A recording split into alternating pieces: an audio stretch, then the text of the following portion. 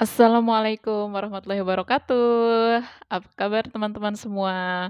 Terima kasih sudah sampai di video ini. Kali ini saya ingin membahas tentang tes Baum atau tes menggambar pohon. Teman-teman, ini adalah video tentang seri psikotes di BUMN bagian ke-6. Teman-teman bisa mendapatkan video saya bagian yang pertama sampai kelima. Nanti saya akan taruh di description box, juga teman-teman bisa mendapatkannya melalui playlist, Psikotes The Series. Oke, bagian sebelumnya bahas apa aja sih? Itu ada banyak ya, ada tes verbal, ada tes matematika umum, ada, pengetahuan umum, pilihan ganda, esai, deskripsi diri, kemudian ada, tes warteg, tes Kraepelin, tes EPPS, lengkap teman-teman, silahkan bisa dilihat. Kemudian ini adalah bagian ke-6, ini adalah tes Baum atau tes menggambar pohon.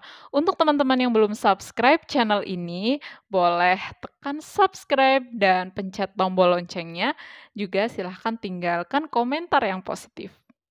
Oke, jadi tentang tes Baum atau tes menggambar pohon, ini adalah satu, seri tes menggambar di dalam, psikotes. Seperti yang sudah saya bilang di video saya sebelumnya tentang tes warteg. Tes warteg atau melengkapi gambar di 8 kotak itu, kemudian tes Baum atau menggambar pohon, dan ada satu lagi tes menggambar orang atau draw a man, itu biasanya dilaksanakan dalam satu sesi. Waktunya adalah sekitar 30 menit untuk menggambar 3 bagian tes tersebut.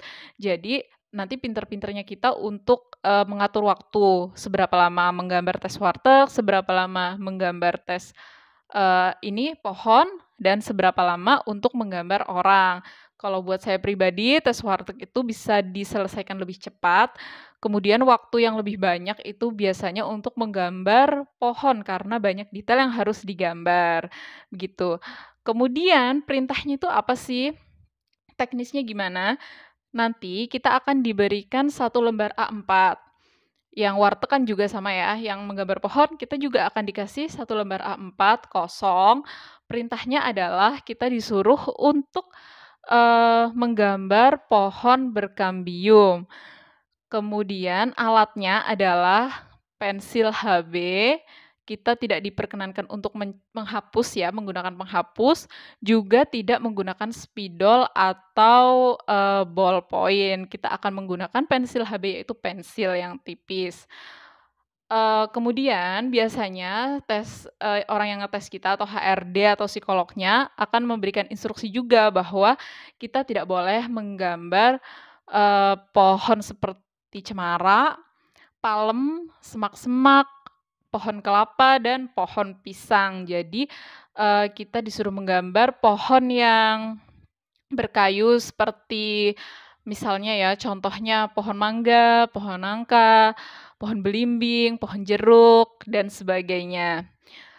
Di akhir nih, nanti kita disuruh untuk memberikan deskripsi atau judul nama dari pohon yang kita gambar tersebut. Misalnya saya menggambar pohon jeruk, nanti saya kasih tahu itu adalah pohon jeruk. Jadi nanti orang yang akan mengoreksi pekerjaan kita tahu, kita itu niatnya menggambar pohon apa.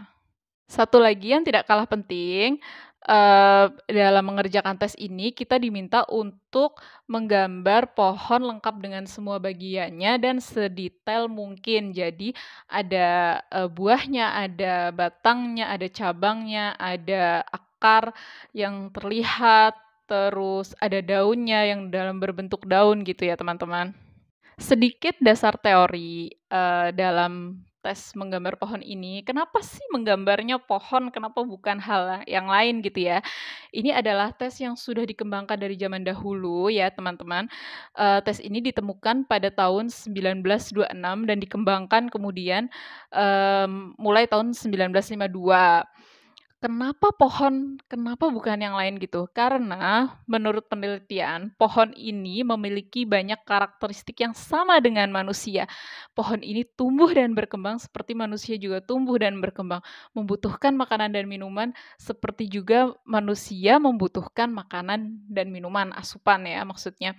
Kemudian bagian-bagian pohon, parts yang akan kita gambar nantinya, itu dianggap mewakili karakteristik kita, manusia sebagai orang yang sedang melakukan tes. Jadi ini akan menggambarkan kepribadian kita. Tes Baum atau tes menggambar pohon ini termasuk dalam tes proyektif di bidang psikologi, yaitu tes yang dilaksanakan untuk memancing hal-hal yang tidak disadari oleh orang yang sedang dites, yaitu kita. Karena bagian-bagian pohon itu merepresentasikan bagian-bagian kita sebagai individu, bagian kepribadian kita sebagai seorang individu.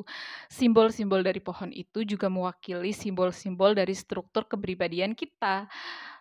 Penelitian yang dilakukan di, banyak negara dan dari waktu ke waktu menunjukkan bahwa untuk, rentang usia tertentu, orang akan cenderung menggambar misalnya di bagian tertentu di kertas. Maksudnya misalnya ada yang di pinggir, ada yang di tengah, atau menggambar batang yang bagaimana, atau memulai dari bagian yang mana, itu ada penelitiannya. Jadi, tes menggambar pohon ini dianggap valid untuk menentukan kepribadian, kita sebagai seorang manusia atau individu. Awalnya tes ini juga digunakan, lebih populer ya, digunakan untuk tes masuk, pendidikan di zamannya ya. Kemudian lama-kelamaan berkembang dan banyak digunakan untuk, tes masuk kerja atau, seleksi karir untuk, jabatan tertentu atau posisi tertentu. Jadi HRD ingin melihat gambaran dari kepribadian kita melalui tes pohon ini.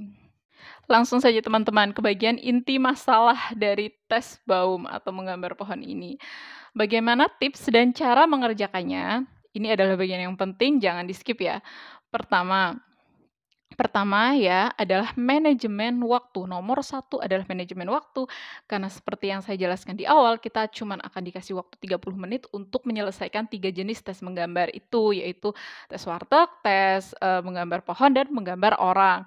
Jadi kalau tips dan saran dari saya adalah teman-teman, untuk tes warteg kan bisa dilatih sedemikian rupa ya. Jadi, gunakan waktu sesedikit mungkin untuk tes warteg dan manfaatkan waktu yang lebih banyak untuk menggambar pohon dan menggambar orang, karena di dalam tes ini banyak sekali detail yang harus dilengkapi.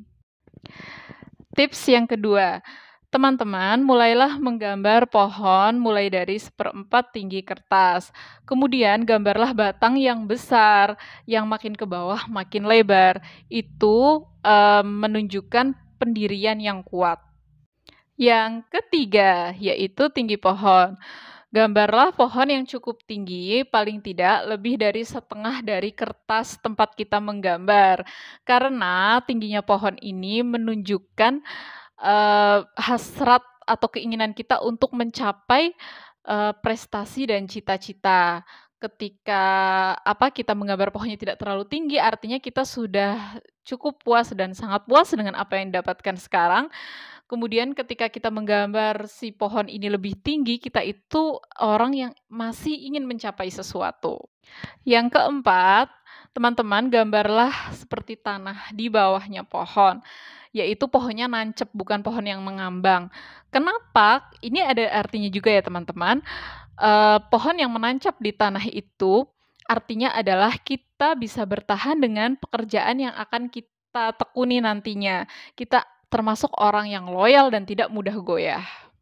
Yang kelima, teman-teman, gambarlah sedikit akar yang muncul di atas tanah di bawah pohon tersebut ya.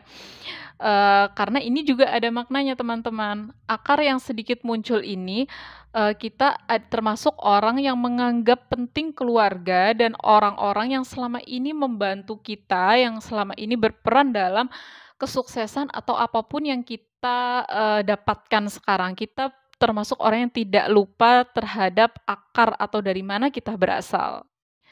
Yang keenam, teman-teman, gambarlah sedikit rumput di sekitar pohon. Artinya, kita orang yang tahu kemana tempat untuk kembali. Yang ketujuh, teman-teman, gambarlah dahan di pohon yang kita gambar. Maksudnya bukan cuman batang terus daun gerumbul-gerumbul gitu aja, enggak, tapi ada dahannya. Kenapa? menggambar dahan ini juga ada maknanya.